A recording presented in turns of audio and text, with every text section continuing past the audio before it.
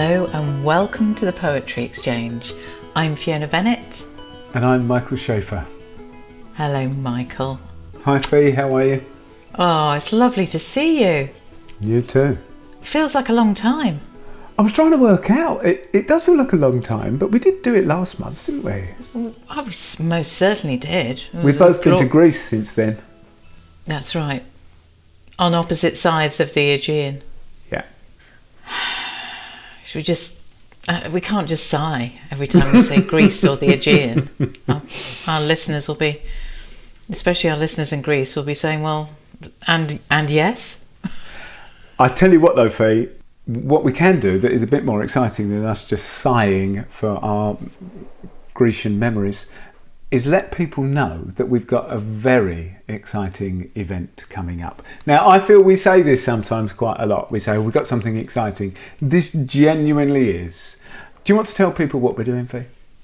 We are going to be reading poems from our archive of poems that people have brought to us, alongside a phenomenal lineup of readers.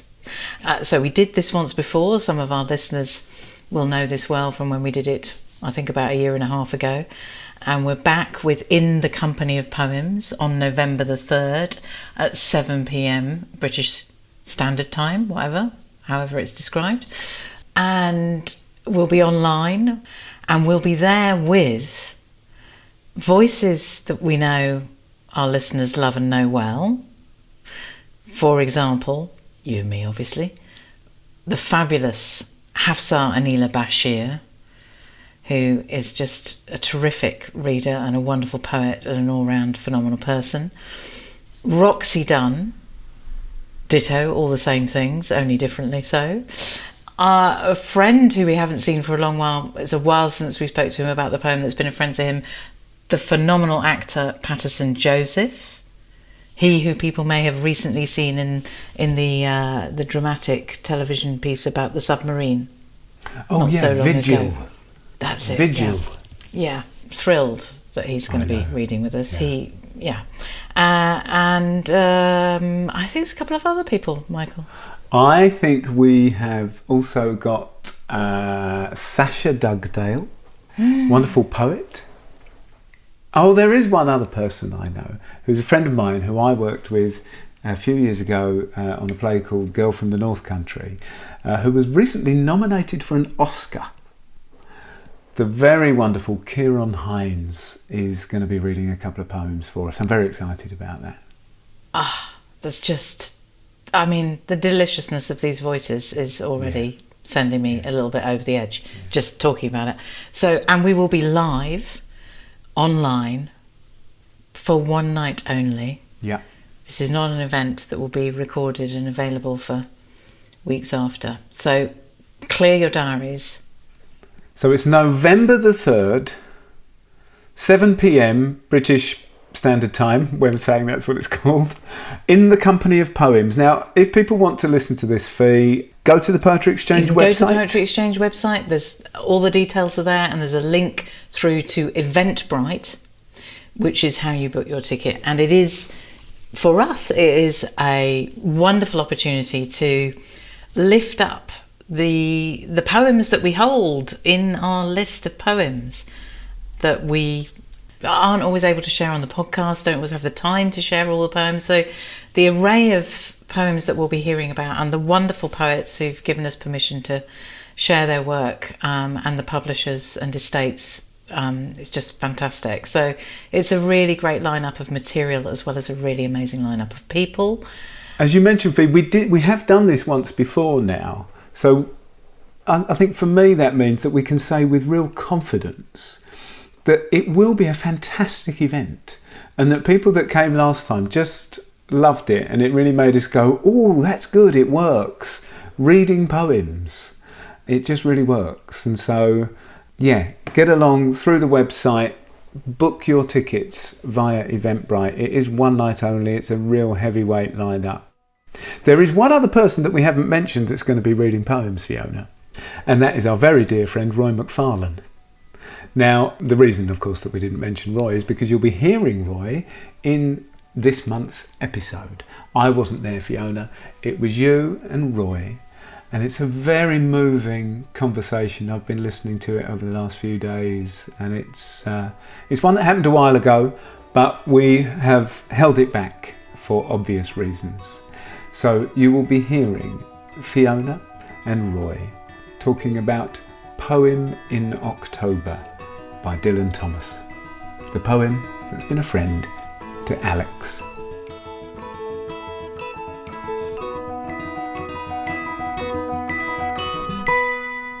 Hello, can you hear me? I can, that's good. Alex, would you just read it through for us, just so that we've heard it between us? Of course. It was my 30th year to heaven, woke to my hearing from harbour and neighbour wood, and the mussel pooled and the heron priested shore, the morning beckon with water praying and the call of seagull and rook and the knock of sailing boats on the net-webbed wall. Myself to set foot that second in the still sleeping town and set forth. My birthday began with the water, birds and the birds of the winged trees flying my name above the farms and the white horses, and I rose in rainy autumn and walked abroad in a shower of all my days. High tide and the heron dived when I took the road over the border, and the gates of the town closed as the town awoke. A springful of larks in a rolling cloud, and the roadside bushes brimming with whistling blackbirds, and the sun of October, summery on the hill's shoulder. Here were fond climates and sweet singers suddenly come in the morning, where I wandered and listened to the rain ringing, wind blow cold in the wood far away under me. Pale rain over the dwindling harbour and over the sea-wet church the size of a snail, with its horns through mist, and the castle brown as owls. But all the gardens of spring and summer were blooming in the tall tails beyond the border and under the lark-full cloud. There I could marvel my birthday away, but the weather turned around. It turned around from the blithe country and down the other air, and the blue altered sky streamed again a wonder of summer with apples, pears and red currants. And I saw in the turning so clearly a child's forgotten mornings when he walked with his mother through the parables of sunlight and the legend of the green chapels. And the twice told fields of infancy, that his tears burned my cheeks and his heart moved in mine. These were the woods, the river and sea, where a boy in the listening summertime of the dead whispered the truth of his joy to the trees and the stones and the fish in the tide, and the mystery sang alive still in the water and singing birds. And there I could marvel my birthday away, but the weather turned around, and the true joy of the long-dead child sang burning in the sun. It was my 30th year to heaven, stood there then in the summer noon, though the town below lay leaved with October blood. Oh, may my heart's truth still be sung on this high hill in a year's turning.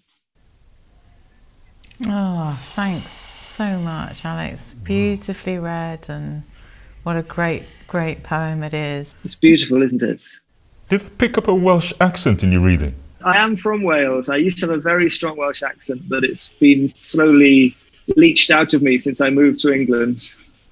It's intriguing how it came across in the reading, though. Yeah. It triggers it sometimes, I think, to read this poem, or any Dylan Thomas, I think. And I think it sounds better read in a Welsh accent slightly.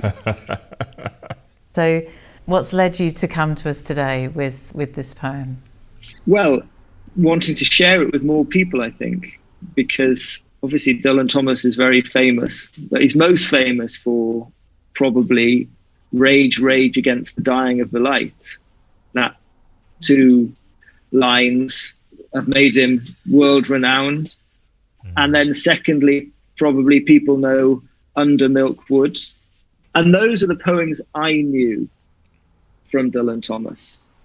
And when I was young, I think I found Undermilt Wood a bit boring, but I've changed my mind since. But I didn't know this one.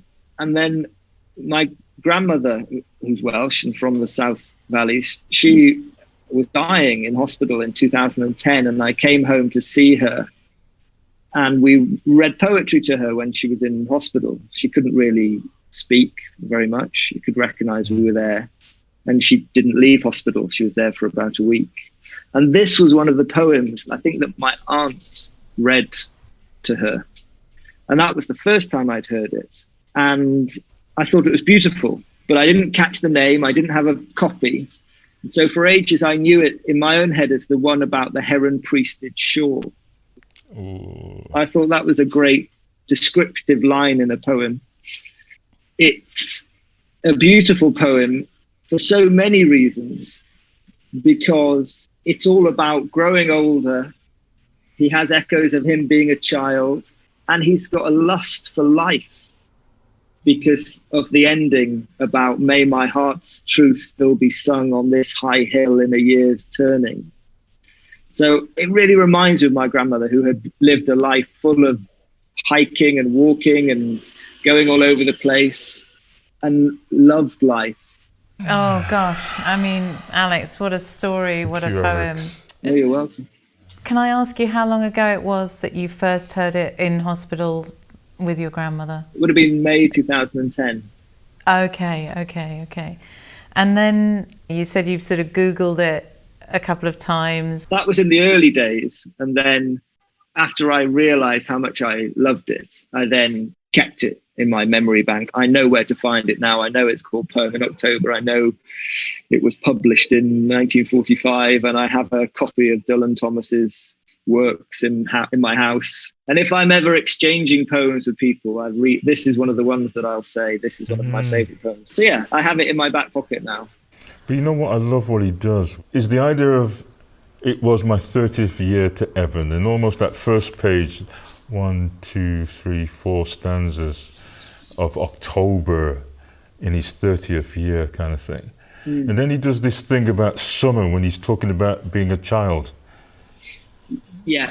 I don't know, there's something about the way he flips it. He turned away from the blithe country and down the other air and the blue altered sky streamed again a wonder of summer with apples, pears and red currants, and I saw in the turning so clearly a child's forgotten mornings when he walked with his mother through the parables of sunlight and the legends of the green chapels.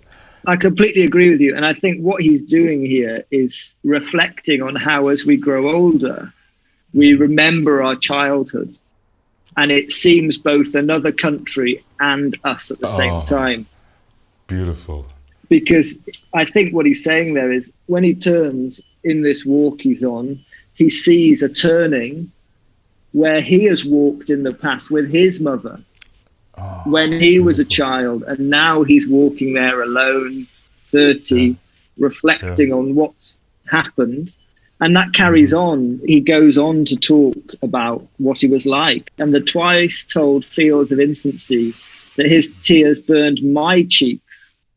So he's saying that he is the same person as this boy he's remembering when he looks in this turning. He's both a child and a 30-year-old man, and a man looking forward to his next year and hoping to still be there. And then I think that's finally repeated in the last stanza with, and the true joy of the long dead child sang burning in the sun. So it's not a poem about the macabre topic of dead children. He's that person. He's the same. That child is him, long dead.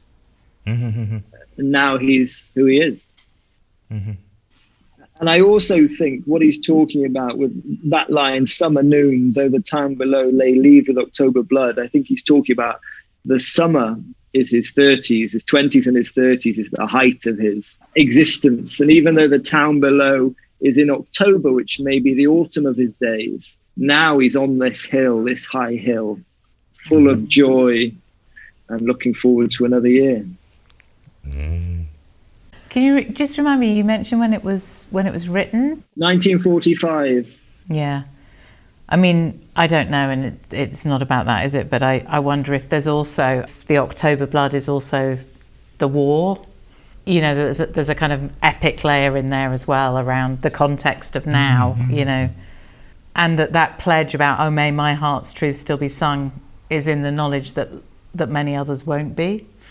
Well, and also it might be a bit of self-knowledge on his part, because, of course, he was a terrible alcoholic who was to die only a few years after this poem was written. I think he died in 53. Yeah. Yeah, so true, so true. Yeah. And of course, sometimes with Dylan Thomas, you think, well, I slightly lost the plot in terms of exactly where we are, but it doesn't really matter because the sort of emotion of the language and the song of the poem is just takes over, doesn't it? My view is he paints a very clear, evocative picture of what he's talking about. I've just highlighted a few phrases. I love this one. I walked abroad in a shower of all my days. I thought that was beautiful. Mm-hmm. Can I ask you, Alex, what does that conjure for you? I think what that means is that he's now walking out, and the shower of all his days means that he's from this town. This is where he's grown up. And so when he's walking around, it's his ends, it's his life, it's his history, his story is from this town and its countryside surrounding him. That sort of rootedness, isn't it? I hadn't thought about that word, but it is a very rooted poem, isn't it? Because you could only really write this poem if you really knew the area you were talking about. And it's funny, when I was preparing for this, in my head, I thought he named the town, and I thought it was Llansteffan, which is a town in Carmarthenshire with a castle on a hill overlooking a bay. And in my head, it's so clear, his picture of what this town's like. I can see the castle, and I can imagine the sailing boats knocking on the net-webbed wall. I can imagine the birds flying up into the sky as he walks up the hill and disturbs them. Yeah, I mean, it is literally like a mapping, isn't it? I really want to send you a picture of Llansteffan afterwards to see if you agree that the image looks how you imagine this town to be. I'm interested about that for your grandma, and you know, did she live very much in the area she was born in? She was born in Llandovery, which is not by the coast, but it's near the Brecon Beacons. And she, even though she moved away from there, she was always going back, and she had friends there and would go and stay there, and we would go walking there. So she still had her connections there and felt very rooted to it. But then she did a lot of traveling to all over the place to do walking. Her and my grandfather were huge walkers. And I've definitely visited Llansteffan, which is where I think this poem is set, lots of times with her. Oh, God. Beautiful. Okay, beautiful. Okay. That's so it's got all these different layers there. Mm. And when you were in the hospital with her, there was a real moment when this poem was being read that was about, you know, invoking her. I didn't know that at the time because my aunt read it, and I think she read it as a poem by Dylan Thomas that my grandmother really liked. Retrospectively, you could view it as an attempt to take her out of the bed she was in and remind her of an area like where she grew up, because where she grew up was very, very rural, even if it wasn't by the sea. And so, Alex, where were you brought up? Carmarthenshire, a little farm outside Carmarthen. So this place, if I'm right, was our nearest beach. So we would drive there and hang out on the beach. How old were you when you left? I would have been 10 or 11. Okay. There's so many layers to this going on, isn't there? Because this poem that is about the childhood and the present, you know, this also works for you in a way, right? It works for me so well. It works for me so well. I feel very, well, I think nostalgia is a very unhelpful emotion and attitude, but I think it's a very beautiful way to think about growing older and taking stock. So true. And in fact, it's not nostalgic, is it? Because the child is long dead. He's not wishing he was young. He's not harking back. He's just thinking, I've walked there before and I'm walking here again. Yeah, it's a phenomenal thing he does with time. He does it in many poems, doesn't he? You know, this idea of a sort of linear time, he really confronts that and enters a deeper time frame that is more cyclical or spiral or folds in onto itself. Or folds onto itself, exactly. So that's really beautiful that the poem has the significance of the connection to your grandmother and her love of life and her origins, but also your origins because she is your grandmother. I mean, there's a wonderful celebration of her legacy in you. Particularly our shared love of going hiking in the mountains and walking.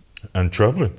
Yeah, that's very true. And I think one of the sad things about the fact that she never came out of hospital was that we were going to walk again together, because at the time when she fell ill, I was in China.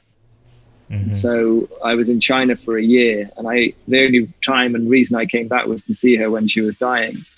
And I would very much have loved to have gone on one last walk with her. Definitely. So did you walk alone with her? Just the two of you? What would happen is the family would go on walks, and my grandmother was slowing down into her 80s, so I would hang back and walk with her. What was that like? It was lovely. We would talk about all kinds of things. I think she taught me what unconditional love is, but I know everyone says that about your grandparents. It's much easier to be a grandparent than a parent, isn't it? But I mean, I think walking with other, whatever way it's happening, it's such a great thing, isn't it?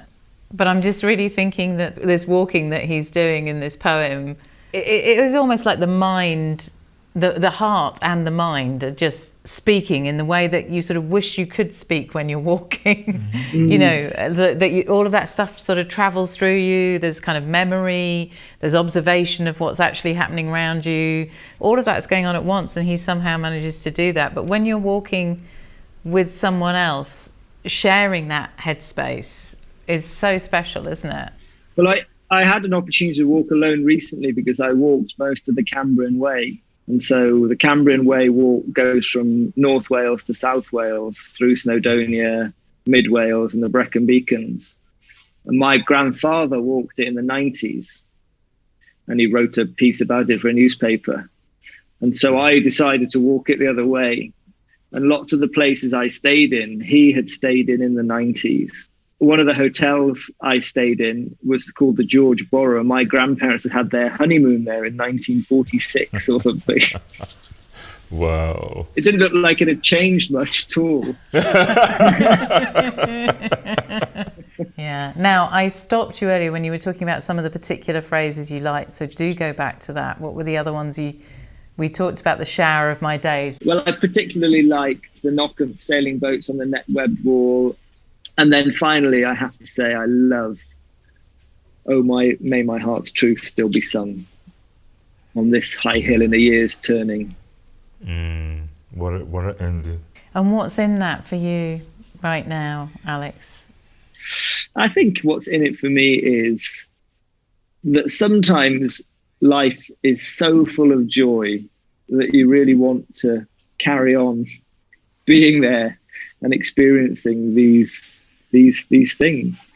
I've been some places which I never thought I'd see, and they fill me with such joy to be in them. I'd love to be there in a year's time, possibly with more stories and more experiences. Beautiful. So we have this question that we usually close with, which is to say, you know, we've asked you to bring the poem that's been a friend to you. So if you could sort of sum it up, what kind of a friend is this? Good question. I think it is a friend that gives you perspective. Because even though I talked very much about joy a moment ago, equally, I often do not feel joy. But I think particularly the end reminds you to feel joy, or rather that you have felt joy in the past. And you will again.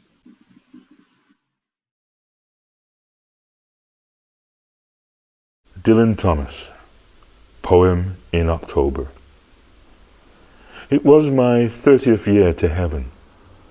Woke to my hearing from harbour and neighbour wood, and the mussel pooled and the heron priested shore, the morning beckon with water praying, and call of seagull and rook, and the knock of sailing boats on the net-webbed wharf. Myself to set foot that second in the still sleeping town and set forth. My birthday began with the water birds and the birds of the winged trees flying my name above the farms and the white horses, and I rose in rainy autumn and walked abroad in a shower of all my days. High tide, and the heron dived when I took the road over the border, and the gates of the tone closed as the tone awoke. A springful of larks and a rolling cloud and the roadside bushes brimming with whistling blackbirds, and the sun of October summery on the hill's shoulder. Here where fond climates and sweet singers suddenly come in the morning, where I wandered and listened to the rain ringing, wind blow cold in the wood far away under me. Pale rain over the dwindling harbour, and over the sea-wet church the size of a snail with its horns through mist, and the castle brown as owls, but all the gardens of spring and summer were blooming in the tall tales beyond the border and under the lark full cloud. There could I marvel my birthday away, but the weather turned around. He turned away from the blithe country, and down the other air and the blue altered sky streamed again a wonder of summer, with apples, pears and red currants, and I saw in the turning so clearly a child's forgotten mornings, when he walked with his mother through the parables of sunlight and the legends of the green chapels, and the twice-told fields of infancy, that his tears burned my cheeks and his heart moved in mine. These were the woods, the river and sea, where a boy in the listening summertime of the dead whispered the truth of his joy to the trees and the stones and the fish in the tide. And the mystery sang alive still in the water and singing birds. And there could I marvel my birthday away, but the weather turned around, and the true joy of the long dead child sang burning in the sun. It was my 30th year to heaven, stood there then in the summer noon, though the town below lay leaved with October blood. Oh, may my heart's truth still be sung on this high hill in a year's turning.